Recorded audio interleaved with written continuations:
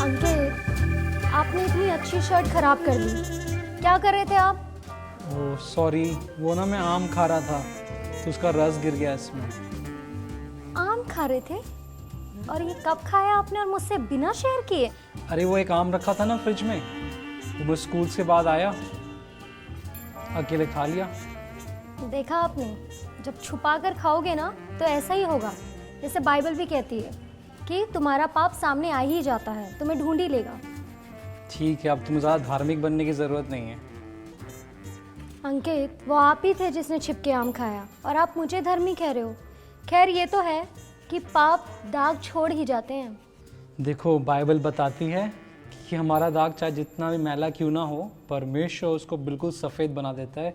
प्रभु यीशु मसीह का जो लहू है वो हमें धो के शुद्ध कर देता है। अंकित, लेकिन ये बताओ कि पाप के जो परिणाम होते हैं उनका क्या होगा? क्या हमें उनसे कभी निपटना नहीं पड़ेगा? बिल्कुल निपटना पड़ेगा। हर पाप के परिणाम होते हैं और हमें खुद उसको फेस करना पड़ता है। यहाँ तक कि जो लोग हमारे साथ हैं उनको भी झेलना पड़ता है। अब देखो ना, मैंने आम खाया, मैंने रस गिराया, लेकिन अब तुम्हें मेरे शर्ट को धोना पड़ रहा है। और पाप क्या है? जो हम चुनाव करते हैं अपनी ज़िंदगी में, उसे पाप कहते हैं। और फिर बार बार एक ही चुनाव हमारा डिसीजन, हमारा निर्णय बन जाता है। फिर धीरे धीरे वो हमारी आदत बन जाती है और फिर उसके बाद वो हमारे कैरेक्टर में आ जाता है। बिल्कुल सही। देखो, जब हम किसी से कहते हैं कि भाई उसका चरित्र अच्छा नहीं है, तो हमारा क्या मतलब होता है? हमारा ये मतलब होता है कि उनकी कुछ अपनी निजी ज़िंदगी में कुछ ऐसे एरियाज़ हैं जहाँ पे हम उन पे भरोसा नहीं कर सकते, उन पे विश्वास नहीं कर सकते। ये है चरित्र। अच्छा, तो मतलब फिर भी एक बार फिर से चरित्र क्या है? मतलब मुझे एक बार उसकी परिभाषा दो तो। देखो, चरित्र वो होता है जब कोई हमें नहीं देख रहा हो, तब जब वो काम करते हैं उसे चरित्र कहते हैं। फॉर एग्जाम्पल, मान लो हम दुनिया के सामने तो अच्छा ही करेंगे ना, लेकिन जब हमें कोई नहीं देख रहा है, उस समय जो हम काम को करते हैं उसे कहते हैं चरित्र। अच्छा, तो आप ये कहना चाहते हो कि अगर हम किसी व्यक्ति को कहते हैं कि उसका चरित्र अच्छा है और वो फिर समझदारी और बुद्धिमानी से भले कामों को करता है और जिस पे हम भरोसा कर सकते हैं, उसी को कहेंगे कि इसका चरित्र अच्छा है। बिल्कुल। और देखो, चरित्र सिर्फ नैतिक गुण नहीं होते।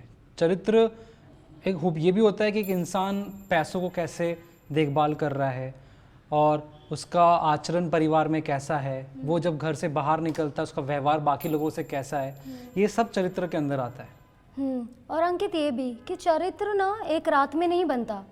कि अगर हम सोचें कि चरित्र एक रात में बन जाता है, तो ऐसा नहीं है। ये एक प्रोसेस है, एक प्रक्रिया है, एक लंबी प्रक्रिया जिसमें से हमें गुजरना पड़ता है और फिर धीरे धीरे हम परमेश्वर के स्वभाव में बदल जाते हैं। बिल्कुल सही। देखो ना, रोमियो के किताब में भी ये बात लिखी गई है कि परमेश्वर ने पृथ्वी की सृष्टि से पहले ही ये सोच लिया था कि हम हर मनुष्य को प्रभु यीशु मसीह के जैसा बनाएंगे। और पौलुस ने फिलिपियों की पत्री में लिखा है कि इसका अर्थ ये नहीं है कि मैं सिद्ध हो चुका हूँ, लेकिन मैं सिद्धता की ओर दौड़ा चला जा रहा हूँ जिसके लिए मुझे यीशु मसीह ने पकड़ा है। देखो, बहुत इंटरेस्टिंग बात ये है कि परमेश्वर हमारी ज़िंदगी में सिचुएशंस को लाता है, जो प्रॉब्लम्स हमारी लाइफ में आती हैं, उससे परमेश्वर हमारे चरित्र को बनाता है, हमें तैयार करता है कि हम प्रभु यीशु मसीह जैसे दिखने लग जाएं। हाँ अंकित, और परमेश्वर आज भी हमारी जाति को विकसित कर रहा है। पता है अंकित, हमारे जीवन में कुछ लोग ऐसे होते हैं जिनको देख के हमें खुशी होती है, उनसे जब मिलो तो हम इनकरेज होते हैं। लेकिन अंकित, कुछ लोग ऐसे होते हैं हमारे जीवन में जो मानो आपका पेशेंस लेवल टेस्ट करते रहते हैं, आपके धीरज की परीक्षा लेते रहते हैं। लेकिन पता है, परमेश्वर ने उन्हें हमारे जीवन में रखा भी है किसी मकसद से, और ये मकसद ये हो सकता है कि परमेश्वर हमें अपने स्वरूप में ढालना चाहता है कि ताकि हम उसके पुत्र यीशु मसीह के रूप में बदलते चले जाएं। हाँ, और मुझे याद आया कि पिछले संडे जो पास्टर विक्रम ने जो प्रीच किया था, मैं बताता हूँ तुम्हें। हाँ, यूहन्ना के 15वें अध्याय से उन्होंने बात की थी कि अगर मैं तुम में बना रहूं और अगर तुम मुझ में बने रहो तो तुम फलवंत होगे। तो अंकित, कुंजी ये है कि हमें यीशु मसीह में बने रहना है। हाँ, देखो क्या होता है कि हमारे जीवन में उतार चढ़ाव हमेशा आता रहेगा। हम अच्छा भी करेंगे और कई बार हो सकता है कि हम अच्छा करने से चूक जाएं, लेकिन परमेश्वर का अनुग्रह हमें वहाँ तक पहुँचा कर रखेगा जहाँ पे हमें परमेश्वर चाहता है।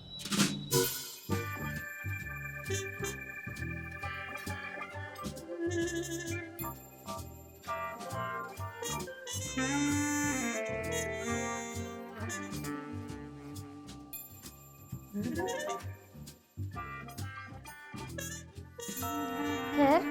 अब मैंने आपकी ये शर्ट अच्छे से साफ कर दी है। अब दोबारा आम छुप के मत खाना।